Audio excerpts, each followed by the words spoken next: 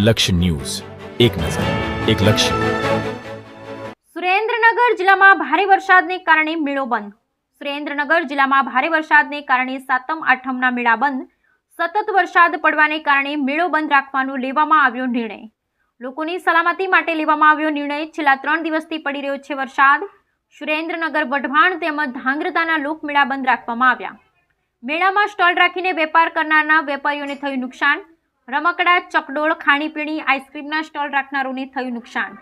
રાજ્યમાં હવામાન વિભાગ દ્વારા ભારે વરસાદની આગાહી કરવામાં આવી છે, જે મુજબ સમગ્ર રાજ્યના એવી જિલ્લાઓમાં મેઘરાજા મન મૂકીને વરસી રહ્યા છે. ત્યારે સુરેન્દ્રનગર જિલ્લામાં પણ છેલ્લા 3 દિવસથી અનરાધાર વરસાદ વિવિધ તાલુકામાં વરસી રહ્યો છે. ત્યારે સુરેન્દ્રનગર, વઢવાણ અને ધાંગ્રધા નગરપાલિકા દ્વારા યોજાતા લોકમેળા બંધ રાખવાનો નિર્ણય લેવામાં આવ્યો છે. સુરેન્દ્રનગર જિલ્લામાં સતત 3 દિવસથી વરસાદ પડવાને કારણે લોકોને સલામતી તેમજ સાવચેતીના ભાગરૂપે આ મેળો બંધ રાખવામાં આવ્યો છે. Bureau report Brijesh Trivedi, Surendranagar.